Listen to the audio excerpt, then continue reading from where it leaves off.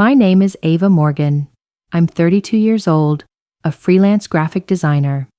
My husband Liam and I spent our youth saving for a simple dream, a quiet little house in the suburbs. And then we found it, or think that's it. The house sat on the edge of Silver Pine Lake, a small town in Oregon. A place where we had camped, fished, and imagined living forever. When I saw the house was unofficially for sale, unfinished, price unknown, I told Liam, "I'm not sure if I can afford it, but let's go take a look. Maybe it's fate." We drove up and saw a 2-story house under construction. An elderly man with gray hair and a rolled-up shirt was reinstalling a window frame. "Are you the owner?" Liam asked. "Call me Robert. I fix it up to sell." Robert, a gentle retired man, said he was fixing up his house to sell to relieve his boredom. When he heard we were looking for a place to settle down, he smiled but refused to sell right away. He had received several offers. We left our contact number, not expecting much. 2 weeks later, Robert called. His sister was seriously ill in Idaho. He had to go immediately. "If you and your husband are still interested, I'll give you a good price. But you have to complete the rest." I was stunned and quickly told Liam, "We have a chance." With the help of a broker friend, we worked with the bank. They agreed to disperse the loan in installments, with the condition that the basic safety standards must be met within 30 days. Robert lent back the remaining money from the loan, giving the blueprints and to-do list. "Just do it like this. I trust you to." We called in friends, hired workers, laid the floor, patched the walls, and replaced the electrical system ourselves. I was covered in dust, and my fingernails were swollen from prying off old boards, but I was happy. Day 29, inspector comes, nods, signs confirmation. That night, we lay in the living room, which smelled of fresh paint. Liam held me and whispered, "We did it, Ava. This is our home." I laughed, my eyes stinging with emotion, but I didn't expect. That was the last peaceful night before Beatrice appeared. 3 days later, while I was watering the plants in the front yard, a middle-aged woman walked in. Fox fur sweater, big sunglasses, coffee cup in hand. "Hello, I'm Beatrice. I live across the street." I politely invited her into the yard. She looked around. "You guys have renovated a beautiful house, but unfortunately, this house doesn't belong to you guys." I froze. "Sorry?" "It belonged to my son, Sean. He was taken because of a misunderstanding. Then Robert took advantage and bought the house. You guys were scammed." She asked us to leave in 30 days. As she turned to leave, I caught a glimpse of an old photograph hanging in her house. Black and white, faded, framed in wood. A man in military uniform stood before an unfinished cement foundation. For some reason, my heart sank. I didn't sleep that night. But Liam was undaunted. He called his lawyers, the government, and the bank. The result was clear. Robert bought the house through a public, legal auction. 3 days later, Beatrice returned. This time not so gently. "Why haven't you moved yet?" "We're not going anywhere. The papers are clear." "You guys are robbers. I'll give you 50,000. "You intend to buy back the house we shed blood and tears for only half the money?" Beatrice growled and walked away. I know, this is just the beginning. After the failed negotiation, Beatrice disappeared for a few weeks. I thought she had given up. But she didn't. The lies began to spread like ink-blotting paper. Neighbors began to look at me strangely. An old lady who had offered me apple pie turned away when I greeted her. A child who had played with my dog avoided me. One day, Tina, the neighbor on the other side of the house, knocked on the door, her eyes red. "Ava, I heard a rumor. You tricked Robert into selling the house cheap?" I was speechless. "We have all the paperwork," I can show it to you if you want. Tina bowed her head. I believe you. But someone is telling a different story. Very different. A week later, I received an anonymous envelope in the mailbox. Inside is photo of the house when it was still in ruins, accompanied by a handwritten note. Someone like you should know what's good for you, before it's too late. I was speechless. I showed it to Liam. He pondered. Someone is trying to scare me, but we need evidence to do something. And then Sean returned. He, a large man with disheveled hair and a slanted gaze full of malice, moved in the B-Mart store floor. He brought along giant speakers, beer kegs, and neon signs as if preparing for a long party. The townspeople began to worry. Beatrice used her own grocery of mine as a stage to tell the story that we are robbers, and Sean is just a social victim who has been disinherited. Every time I entered the supermarket, I was surrounded by wary eyes. Ambiguous comments like, young people these days are too quick, or real estate is hard to talk about, kept buzzing around me. One July afternoon, as I was mowing the lawn behind the house, Liam called out, Ava, someone just parked in front of our house. The gray SUV screeched to a halt. A strange man stepped out. A pistol was tucked into his belt. His voice was hoarse like tobacco. Are you the ones who robbed Mrs. B's house? I was stunned. Liam stepped forward and calmly said, My friend, if you came because of the rumor, come in for a beer. We'll tell you the other side. Inside, Liam handed him a cold beer, then quietly put down the shotgun on the table, as a polite but clear warning. In this town, everyone has a gun, but holding a gun and threatening it are two different things. That man's name is Cal. People call him Peacekeeper, a kind of informal mediator. He listened, read papers, looked at photos from the day the house was bought. Finally, Cal nodded. Damn. She told it completely differently. You guys are right. I'm sorry. Before leaving, Cal sat for a moment, sipping his beer and looking out at the lake. Beatrice had a husband, died in the war while this house was being built. The old people knew about it, but hardly ever mentioned it. But she never forgot. I was silent. Suddenly, everything Beatrice did was no longer just malicious. From that day on, Cal visited each neighbor, didn't say much, but the way people looked at me gradually changed. No more indifference, no more whispering behind my back. One morning, I found a bag of baked goods on the porch, along with a handwritten note. I'm sorry for believing the wrong words. I burst into tears, not from sadness, but from relief. But Beatrice did not stop there. Sean was as quiet as a ghost, sitting on the second-floor balcony of B-Mart, looking over at my house every night. No more threats, no obvious sabotage, just the thick silence, as if another storm was silently brewing. Autumn passed quietly. Beatrice no longer cursed, no longer threatened, but I always felt that something was shifting. One afternoon, Liam called me out to the back garden. Ava, come here and look at this. I walked up and was stunned. Right next to the row of trees that separates my yard from Beatrice's side of the property, a small wooden hut has sprung up, a new, edgy, homemade tool shed, and it's located clearly within our land. It wasn't there yesterday, I said softly. I know, Liam replied, his face darkening. We took the land map from when we bought the house and compared it to the actual location. The boundaries were clear. The trees, though not in a straight line, were completely within our property. That hut was the blatant encroachment.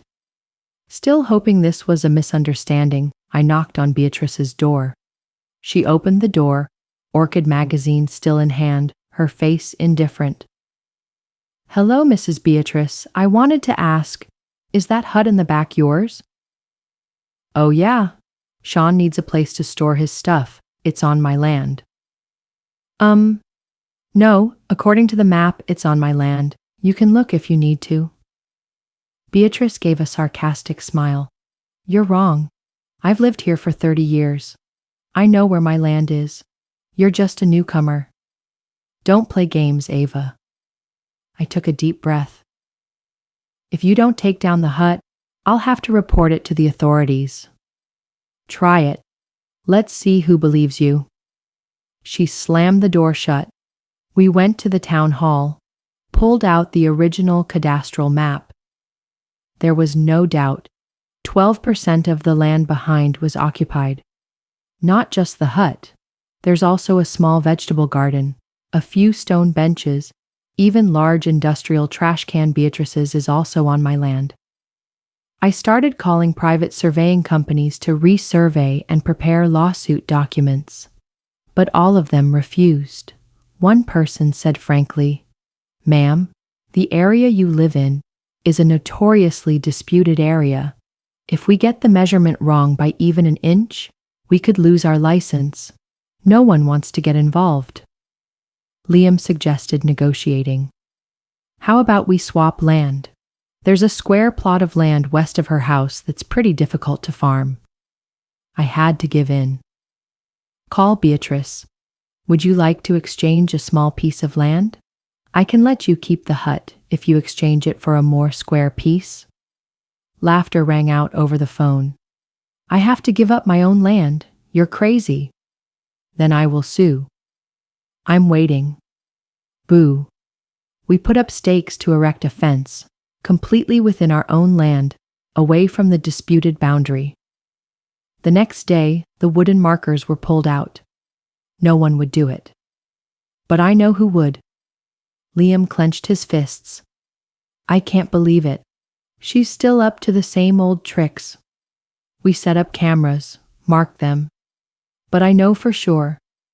This is no longer about land. This is a power game. And then, it started to get cold. In the early winter winds, something I once thought was just an obstacle, an old maple tree at the end of the garden, suddenly became a silent weapon of justice. The tree leaned toward the road, right in the middle of the disputed boundary. I wanted to cut it down, but Beatrice kept saying, "That tree is mine. If you touch it, you are destroying property. Then keep it, and take responsibility." The first storm of the season came faster than usual. News warning, wind gusts of level 10, possibility of uprooting trees, widespread power outages. Liam and I checked every door, tied up the trash cans, and plugged the windows. But all I could think about was one thing: the maple tree. It was tall, its roots worn, leaning towards the road.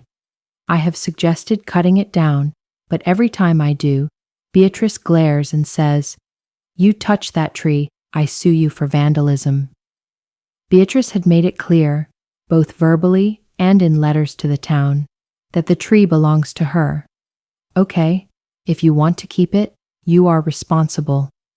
At about 3 a.m., I was awakened by a loud boom. The whole house shook. "What's going on?" I shouted.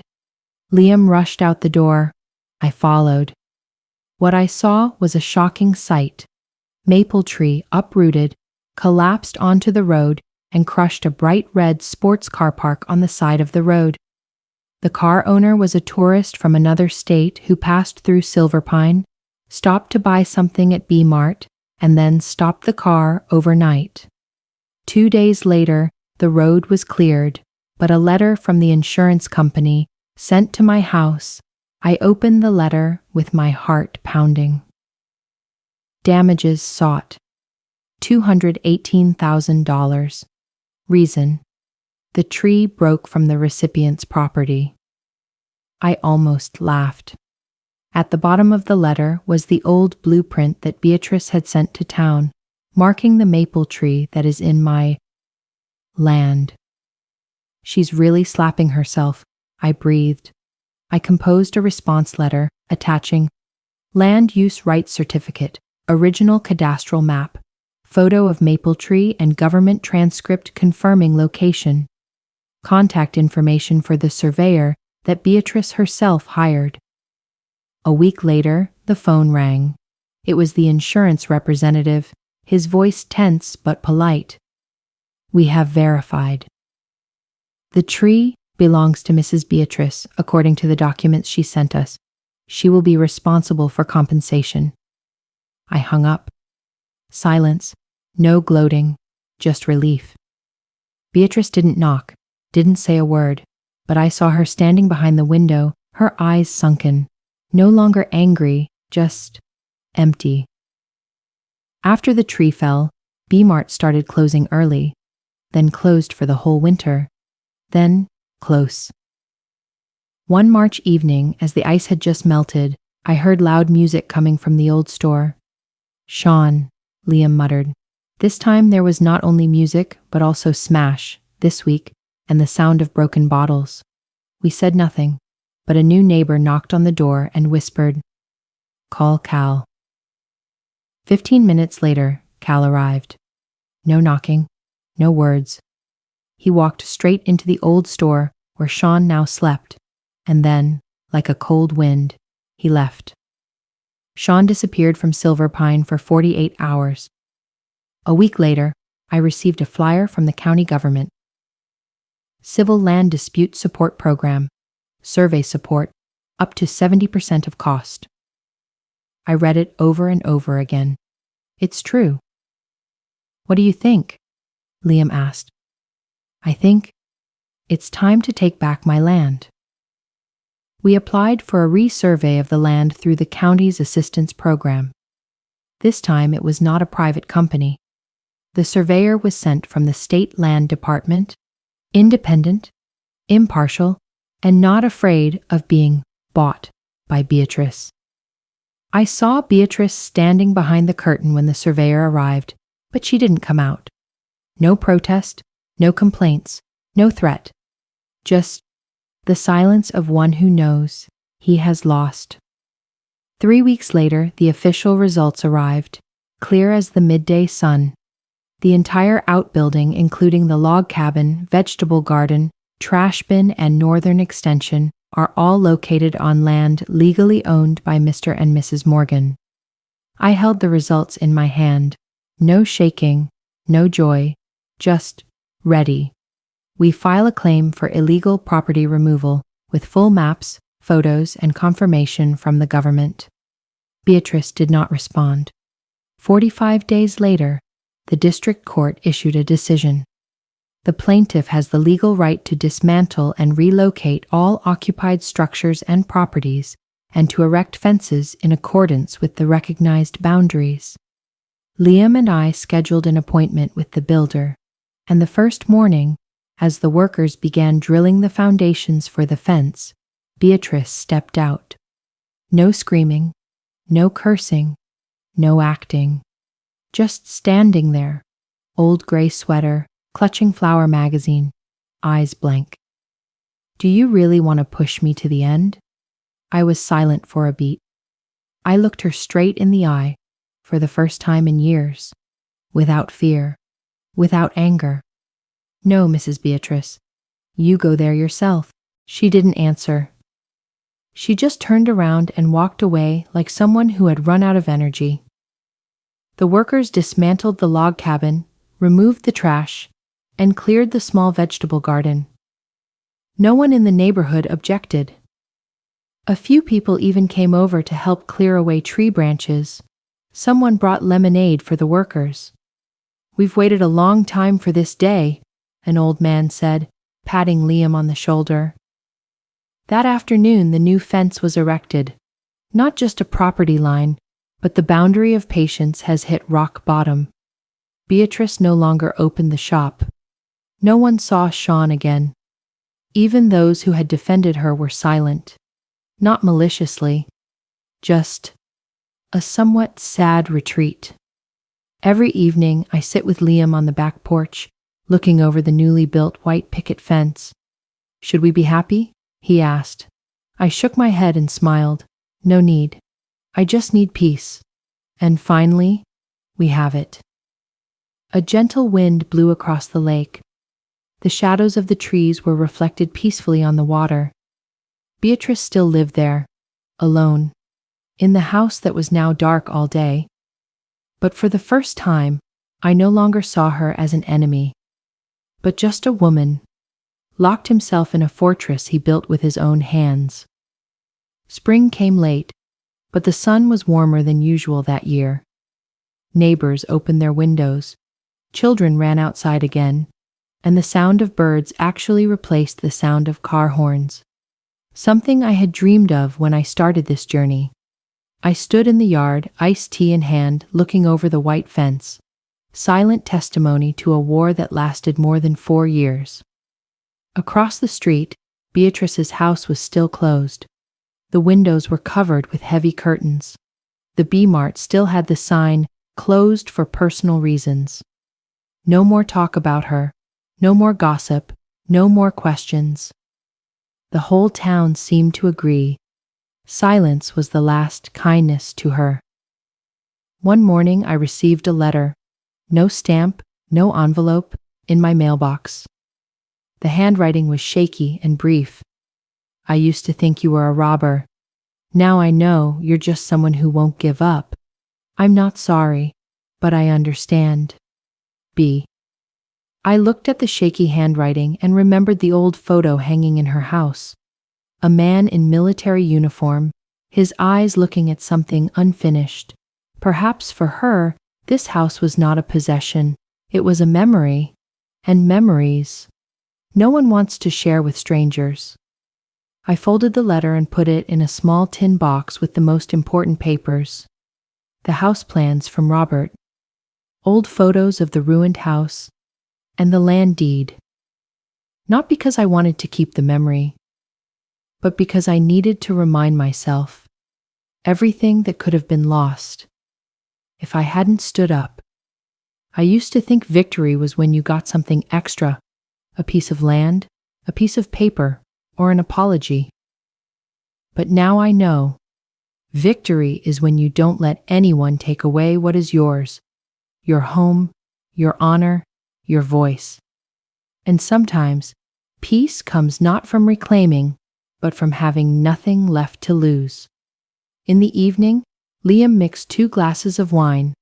We sat together on the porch steps, yellow light shining on the newly painted wooden porch. "We've come a long way," he said. "Yeah, but we got there in the end."